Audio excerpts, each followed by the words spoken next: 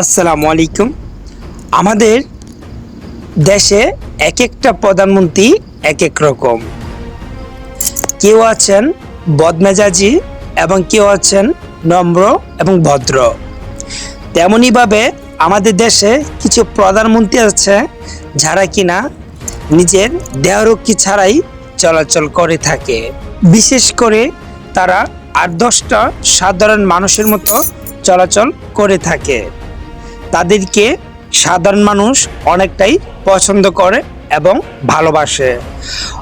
অবশ্যই আপনাদের প্রশ্ন জাগতে পারে, কে সে ব্যক্তি? তিনি হলেন জাস্টিন ট্রুডো। জাস্টিন ট্রুডো হলেন কানাডার প্রেসিডেন্ট। জাস্টিন ট্রুডো উনি সাধারণ মানুষের সাথে হাত মিলিয়ে কথা বলেন, এমনকি দারোয়ানের সাথেও হাত মিলিয়ে কথা বলেন।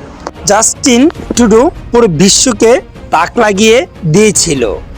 ঠিক তেমনইভাবে বাংলাদেশের প্রাইম মিনিস্টার জনাব তারেক রহমানও নিজের দেহরক্ষী ছাড়া সেই সাধারণ মানুষের মতো চলাচল করে থাকে।